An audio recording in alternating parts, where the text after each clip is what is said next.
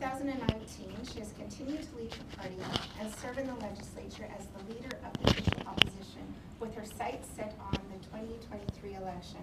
And I had the opportunity to attend question period on Tuesday, and Rachel wasn't afraid to get up and ask some questions, and so it's great to see some of that conversation back and forth on the floor. It was really exciting, and Shannon did a great job of bringing Lethbridge up quite a few times. So Lethbridge is being heard in Edmonton, which is really, really encouraging. She is committed to creating good jobs for Albertans, protecting family budgets, protecting Alberta's healthcare system, and rebuilding public trust in the Alberta government. Rachel has represented the constituency of Edmonton Strathcona since 2008, making her the longest serving MLA in the current Alberta legislature. Congratulations, I didn't realize that. Rachel grew up in Fairview, Alberta, and is the daughter of former Alberta NDP Leader Grant Notley and his wife Sandy. She holds a Bachelor of Arts in Political Science from the University of Alberta and a law degree from Osgoode Hall Law School. It is my pleasure to invite the Leader of the Opposition, Rachel Notley.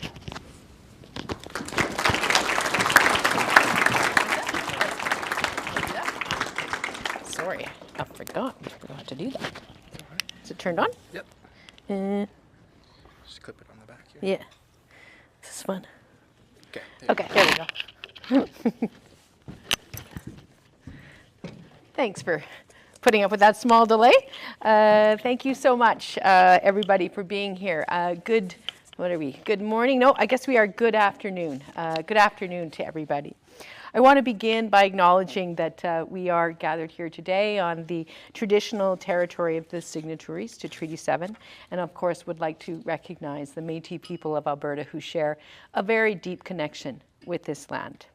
It is so great to be able to be here with all of you at the Lethbridge Chamber of Commerce. And I want to thank you, Cindy, so much for that wonderful introduction.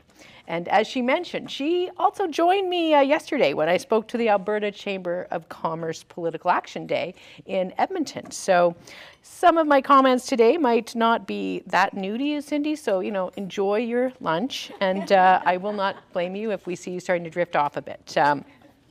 But I do want to begin today, actually, by addressing what Cindy will recall was actually the first question that I received at yesterday's event after I had a chance to speak. I was asked about the confidence and supply agreement signed by the federal Liberals and NDP this week. So I have to say that I still haven't had a chance to read it yet. The political news actually here in Alberta has been somewhat competitive in terms of its interest level. But it does sound to me like Canadians are going to be seeing some meaningful investments in both dental care and pharmacare. And I believe that both things are very good for families across this country. So at the time, I spoke a bit about how, as Albertans, we always need to come together to defend our interests and to represent the good people of this province to Ottawa, no matter who is in charge. But I'm also very aware that since that announcement was made, the Premier is actually doing a lot of talking around the province, calling folks for his leadership race and telling them that I am in a Notley-Trudeau alliance, a Notley-Singh alliance, a Notley-Jean alliance, a Notley-Bigfoot alliance. Apparently, I'm just waiting for the Notley-Elvis alliance. Apparently, I have alliances with just about everyone the Premier doesn't like. Go figure. I must be, in fact, the great political unifier of our time. But really, honestly, this is a bit ridiculous. And I wanted to address it because I know a lot of people are talking about these issues. And I want to be very clear. My number one focus is now and has always been on the people of Alberta. The families who call this province home, the entrepreneurs who grow their businesses here, the frontline workers who make our economy go, and the community leaders who know what it takes to build a better future for their neighbors, their friends, and their communities. And that is actually who my alliance is with. Certainly, the Premier might have alliance on the brain, and I guess that's not too surprising, certainly when your job starts to look a little bit like an episode of Survivor, and the Tribal Council is queuing up to meet in 2 weeks. You start to get a little worried about your alliances. But here's the thing. You know, my competitor can pick all the political fights he wants, but I think as Premier, the #1 job always has to be actually standing up for Albertans. And I would remind folks that I stood up for Albertans when we were in a conflict with BC at a time where it was led by somebody who everybody expected I had an alliance with, an NDP government. And that is why we have the first pipeline to Tidewater in 50 years currently under construction. So the fact is that our record is one of standing up for Albertans first, always. And that's exactly what people will get going forward, regardless of who is making decisions in Ottawa. So moving on, I want to say it's very exciting to be down here in Lethbridge. I will acknowledge I bailed on my run in the valley this morning, but I look forward to having one tomorrow. And I have to give such great credit to the Chamber for working so hard and for being such a great voice on advocacy, just as was being described today about all the different policies that you folks have published and put forward. And I want to thank you for everything you've done to support your members through the challenges of COVID and for seeking out new opportunities. And that includes your work with the city and economic development Lethbridge, and perhaps most recently on everybody's collective work on the bid to host the Briar. Very exciting. I hear that event went over quite well as people came together to really have some fun. And it really needs to be a time for folks to come together, because we actually do have some pretty major challenges ahead of us. Severe economic headwinds, a life-altering pandemic, and now a conflict in Europe that has gripped the world. And I know that all Albertans, including the people of Lethbridge, stand strongly with the people of Ukraine, hosting fundraisers, sending donations, standing together in solidarity. This city is emblematic, actually, of Albertans, caring, compassionate, and strong, because that's who we are as Albertans. And it's in the same spirit, then, that Albertans are now looking to the future. And they are looking to what our economic future will entail. And they deserve, in the course of that look, to have a real conversation with leaders and potential leaders about what it is they think that future should entail. And so that's what I want to talk about today. Now, I will say and acknowledge that one of the things I'm sometimes told by people about my government is that it sometimes felt a little bit hard to get through the door to talk to us about some of folks' priorities. And as leader of my party, I take that kind of feedback very, very seriously. Now, our caucus has been using our time as a result in opposition to build better relationships, to listen more closely, and to respond more nimbly to challenges and opportunities that are brought to us by representatives of the business community. Because we know that we can always do better and we can always work harder. And that's why, as part of that process, we launched a project that we refer to as Alberta's Future.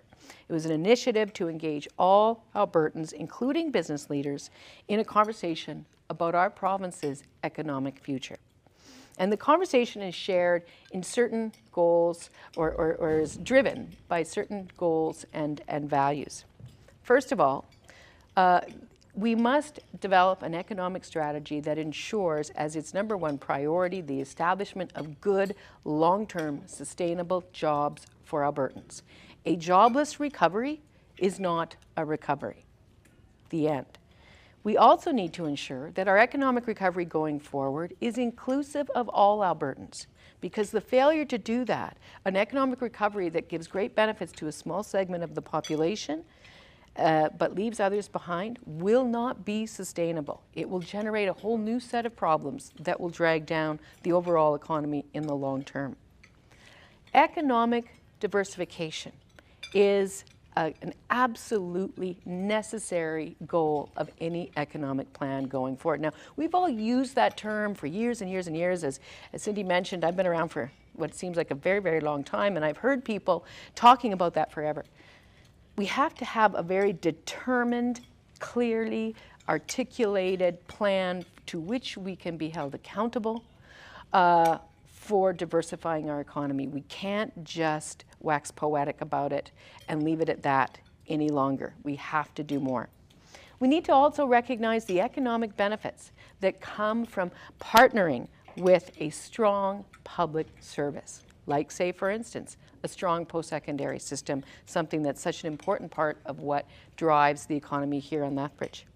And finally, we need to reject any economic plan that is premised on a race to the bottom.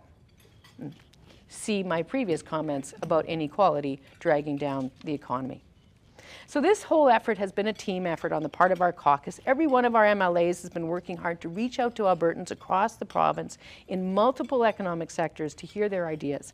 This includes, of course, my friend and my colleague, Shannon Phillips, who has been a passionate advocate on many different elements of economic development and a never-ending voice for the interests of the city of Lethbridge and southern Alberta as a whole. To date, we have collectively engaged with more than 75,000 Albertans on this project. We've had 43 different consultations. We've released 11 comprehensive policy proposals. And the feedback has been critical as our caucus develops additional proposals for economic renewal. So that's a little bit about what I'm going to talk to you about today. And I'm going to talk to you specifically about three things. First, I want to talk a little bit about our view around the energy industry currently, as well as the transformation that we need to engage in. Secondly, I want to talk about a few of our key priorities for attracting investment and supporting entrepreneurship in the province. And third, I want to talk just a little bit about the needs of Lethbridge and what we can do to make this city a better place to live and work and raise a family. Because I know that, honestly, there is going to be no economic recovery for Alberta without strong, vibrant businesses and communities in every corner of the province. So let me start with a bit about the energy industry. In the last few years, the energy economy has been going through, and sorry, Cindy, even as I say this, I'm like, gosh, she's just heard all this stuff. But oh, yeah. Anyway, it has been going through a number of really fundamental changes, and many of them permanent. Many people here will know about them. We've got producers and service companies positioning themselves for success in a global economy that is transitioning in many different ways. And what that's meant is a permanent change in the way we do that business. Fast forward today, and things are strangely, suddenly very positive for the moment. Demand has exploded as a result of market pressures arising from how we as a world come out of COVID, and also spurred, of course, by the tragedy that we are seeing unfold in Ukraine. Now, obviously, we want the war to end immediately. Peace and stability are absolutely vital for, humanity as well as global economic growth. But one thing that will outlast this dispute is the fact that there is now a worldwide conversation that is more alive to issues of energy sovereignty than it ever was before. And basically, people are talking about their energy and where it comes from. Available supply, stable governance, safe transportation networks. These are all the things that are front and center in these conversations. And when people look at Canada, we know it's check, check, and almost check. So the world is waking up that it needs Canadian energy, wants more from Alberta, and I think that we are going to see that it gets it. Now, notwithstanding the recent announcements around the accelerating costs in association with TMX, I am very optimistic that the Trans Mountain Pipe expansion will be completed next year. And that will enhance our ability to move our product. And we need that takeaway capacity because, quite honestly, we're going to need that for time to come, and that's why our government fought so hard to secure it. But as demand continues to soar, the fact is we also, in the short term, need to be looking at strategies to expand our market globally. Alberta energy can and should be a bigger option on the world stage, and so we need to be working deliberately with industry to deal with these demands in the short and medium term. But there is also uncertainty. If there is nothing that defines the energy sector and has defined it over the last decade, it has been uncertainty. And so we must keep our eye on the bouncing ball that is economic diversification, especially within our energy industry. We must make ourselves the progressive, stable, sustainable energy option on oil and gas, but also on all forms of future energy. And we must invest in that future now. We shouldn't just talk about it. We have to work on it. We have to make it happen. Our renewable energy industry is taking off. We now have more wind power than coal, much of it generated by projects we supported throughout southern Alberta. Hydrogen development is becoming more prominent and poses an exciting prospect for the future. Global spending overall on the pursuit of low carbon energy rose by over 25% last year alone to $755 billion worldwide. So at a time when the world's demand is changing and the world's views are changing, we just cannot afford to put our head in the sand and recycle yesterday's playbook. We have to saddle up. We need to take the reins. We need to take charge on this issue. So I commit to you that under any government I lead, Alberta will not be left behind as the rest of the world moves on to the next energy conversation. Alberta will join the biggest players in our oil sands in achieving one of the most ambitious goals ever set by the industry, net zero by 2050. And we would go further, achieving net zero emissions in our electricity grid by 2035. A recent report put out from Calgary Economic Development shows that achieving net zero by 2035 will create 170,000 additional jobs in the clean tech sector. Like, we all know the clean tech sector is going to generate jobs in Alberta, but if we go for that 2035 net zero target, we will see 170,000 extra jobs and a $61 billion bump to our GDP. So I don't want to see these kinds of opportunities pass Alberta by. So our government would supercharge this transformation, and we will also do other things. We'll get hydrogen projects off the ground faster. We'll help turn abandoned oil and gas wells into geothermal wells, creating jobs from our natural level of expertise in this area.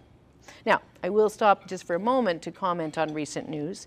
You can't actually do that until the wells are cleaned up. And you can't certainly do it if you leave money on the table that Ottawa has actually given you to do that. I'm not sure how many of you are aware, but it just came out in the Auditor General's report. BC has managed to use about 97% of the funding they received from the federal government to clean up wells.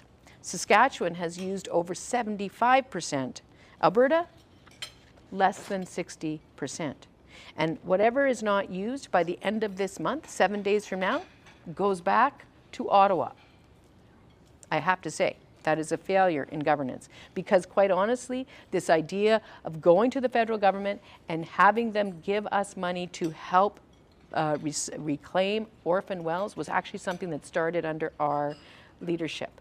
And it is very frustrating to see that effort wasted by a government that is not showing up for work. However, moving on, other things we can do to develop our oil and gas sector is we can scrape the bottom of every single barrel, making carbon fiber out of our bitumen and getting more value out of the resources we all own. Now, all these things, just so you know, there are papers about each of them, hydrogen, geothermal, bitumen beyond combustion. They're all available on our site, albertasfuture.ca. I will sell it periodically over the course of this speech. And you can read those papers. And to be clear, they are there as our mighty little opposition's attempt at a first draft on what this should look like. They are there, actually, not to be the final word, but to be critiqued. So if you're an expert in any of those areas, or you have strong views in any of those areas, please We've put these things up so you can tell us what we could do better on them. This is not a communications exercise. It is truly an idea development exercise, because we believe that when Albertans come together and have honest, well-informed, open-minded conversations about innovative ideas, that's where we grow our economy. And so I urge you to check out the papers that are there at Alberta's Future. Anyway, I will wait another few minutes before I push that website.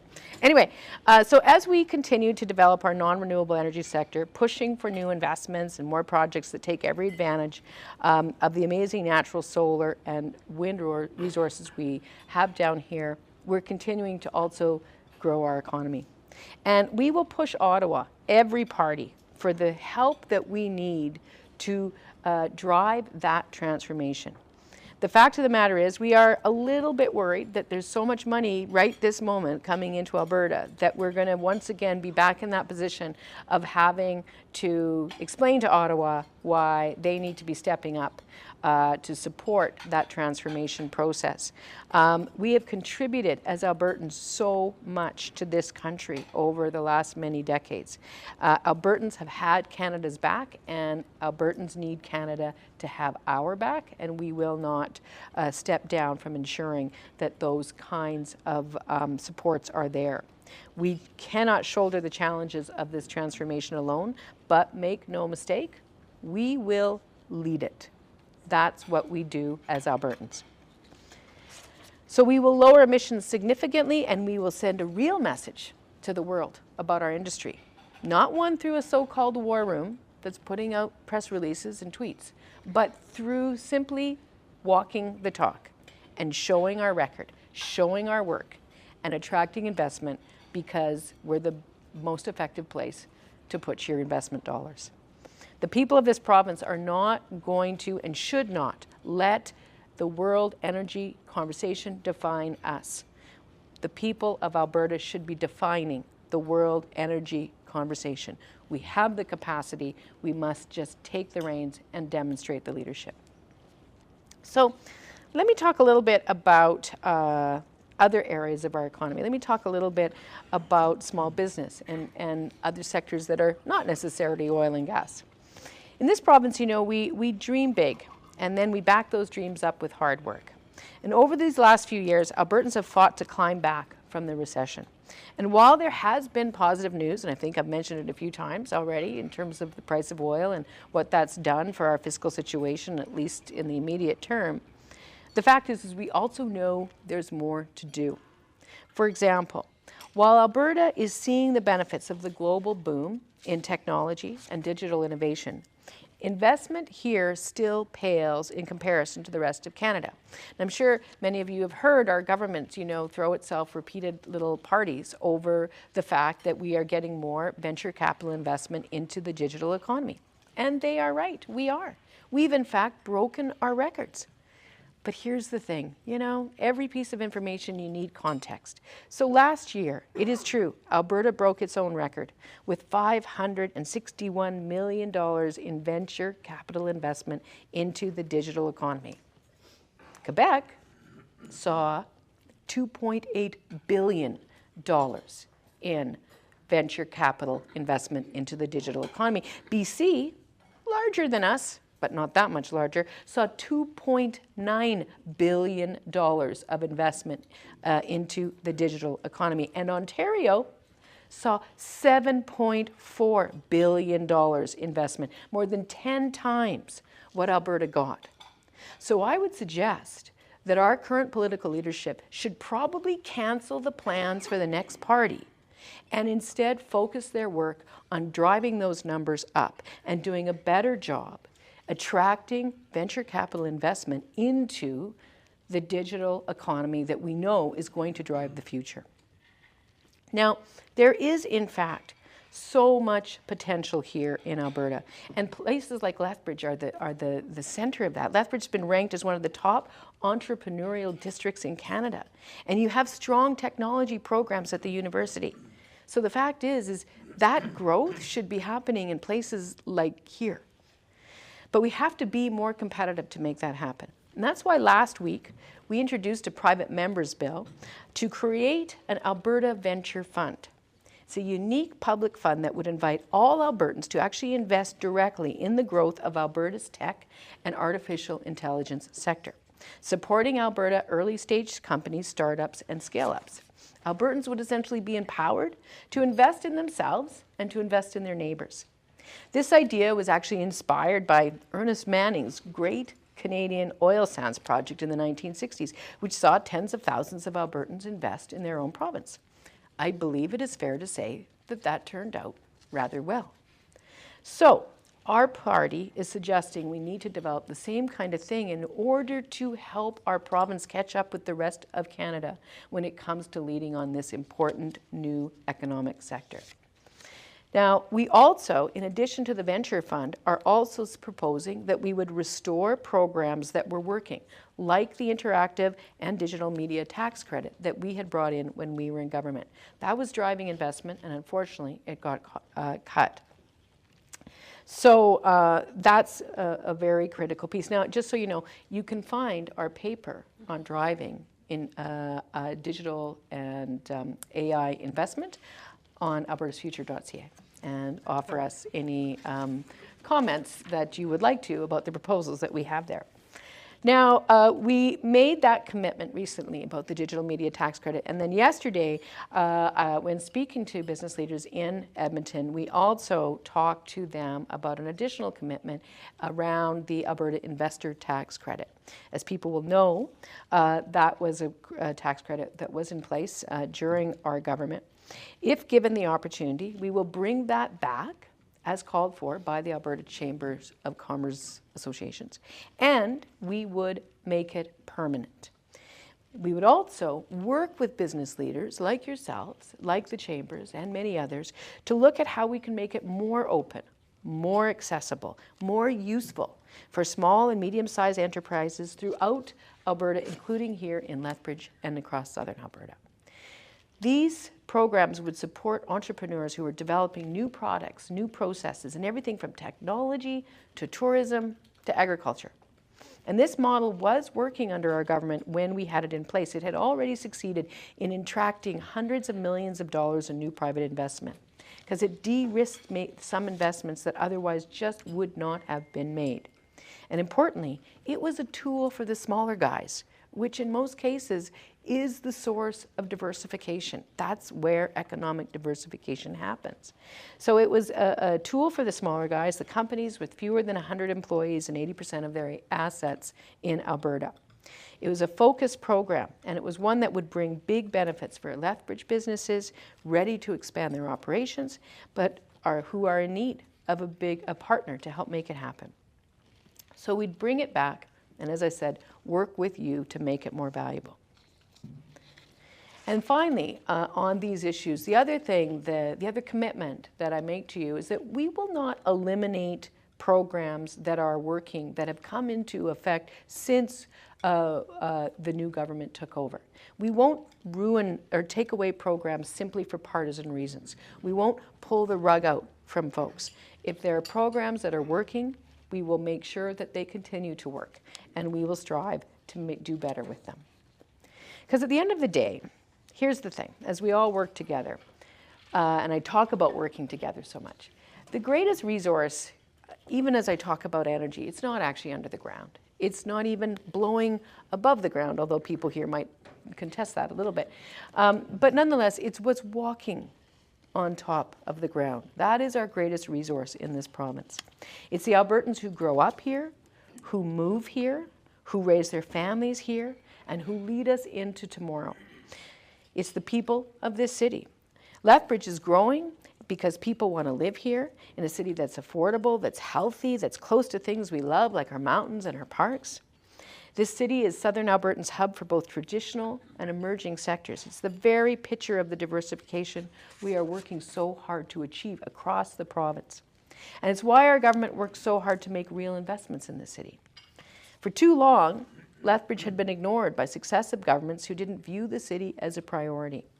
Shannon, when she was at in our cabinet, from day one, when we first got elected and everyone went, oh my goodness, what just happened? Did the NDP become a government? How did that happen? Eek! You know, and so we kind of had the same conversation amongst ourselves.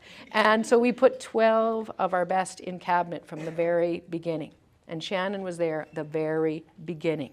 And what she did was she brought a focus to that cabinet table from the very beginning and an energy to that cabinet table, making sure that every decision did not get made until it was considered through the lens of the people of the city of Lethbridge and throughout southern Alberta.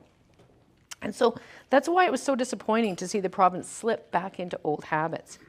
The recent budget that I believe is being voted on today, if I'm not incorrect, brought no new investments into this city. To say that I heard levels of disappointment from Shannon in a way that I cannot actually repeat here is an understatement. The fact is that once again, we have a government that's not paying attention, too focused, quite honestly, on their own internal drama and infighting to get the job done. And I want to say that's not actually who our team is. New Democrats like Shannon, like our candidate in Lethbridge East, Rob Miyashiro, you may know him. The fact is, we don't fight with each other. We don't fight with Albertans. We fight for Albertans. And in Lethbridge, here's what some of that would look like to me. We'll move swiftly to address the crisis that is 43,000 people here with no access to a family doctor. We'll do everything in our power to draw doctors here to serve the people of Lethbridge and take the pressure off the Chinook ER. We would immediately develop a targeted physician recruitment plan for this city and outline a long-term physician attraction program that is tailored to the community so that Lethbridge can take advantage of the promised federal funds that could hire nearly 900 doctors for Alberta. No more fights with doctors, no more fights with nurses, no more fights with healthcare workers, just common sense care. We'll put your kids first too, and we'll make it more affordable. No more cuts, we will put your kids forward by looking at schools. We have to be building new schools. We have to not only build new schools on the west side where they are so badly needed, we need to be keeping the schools that we have here in good condition.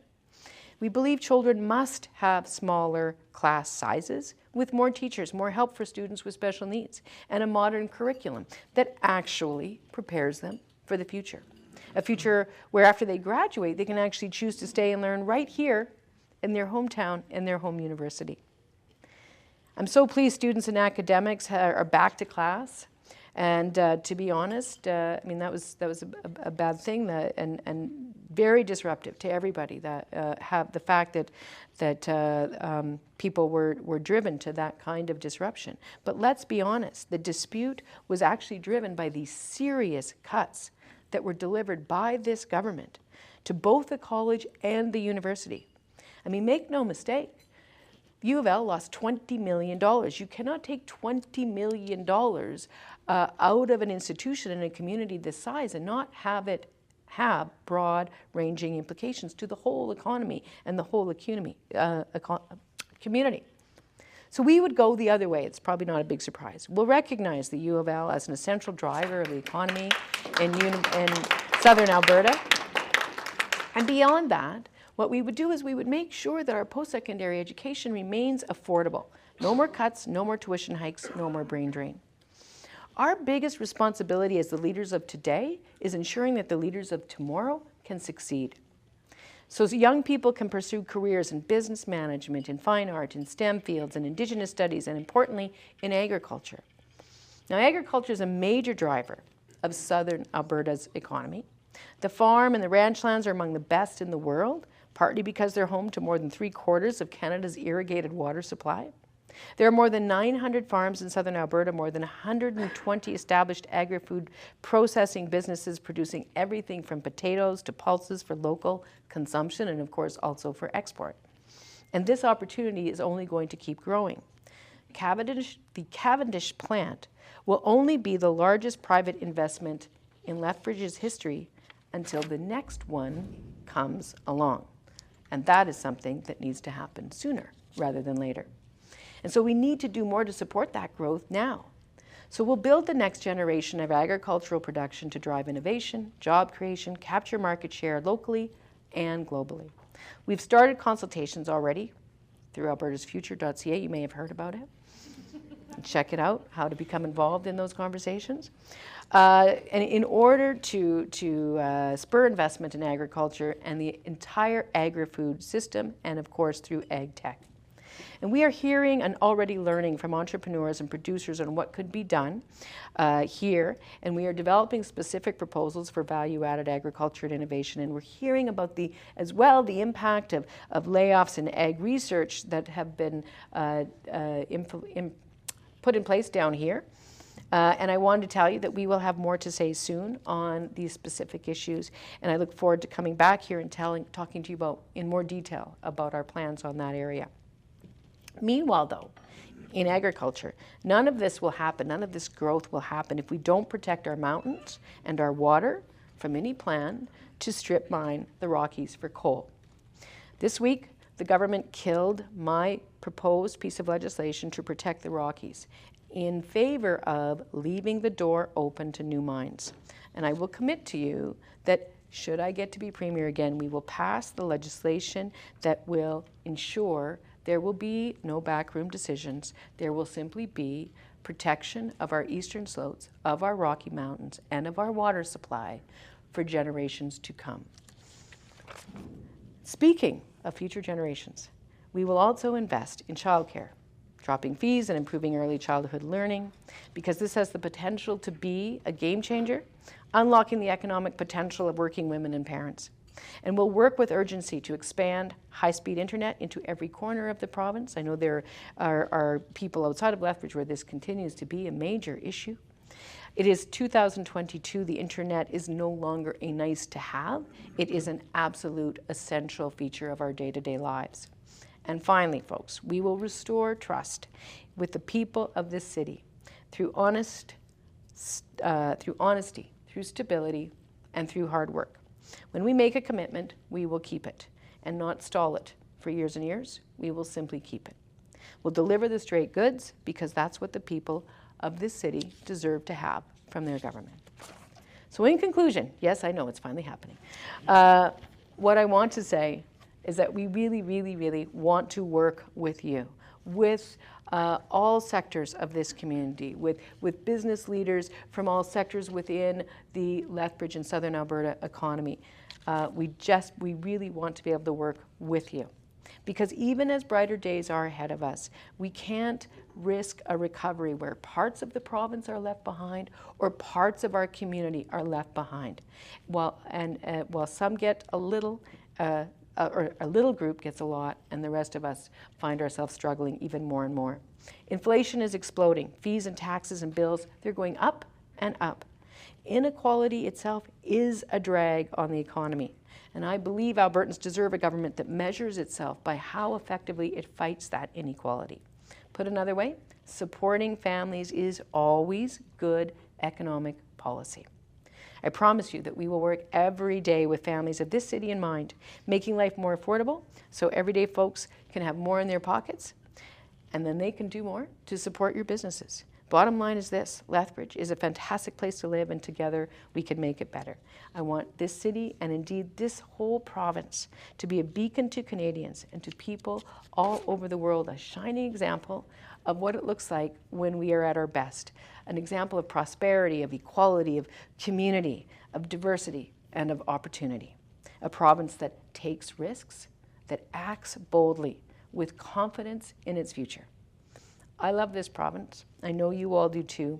I'm not ever going to stop working to make sure that we all can do better, and I know you won't either. So, thank you very much for listening to me today, and I look very forward to answering any questions and having a further conversation. Thank you so much.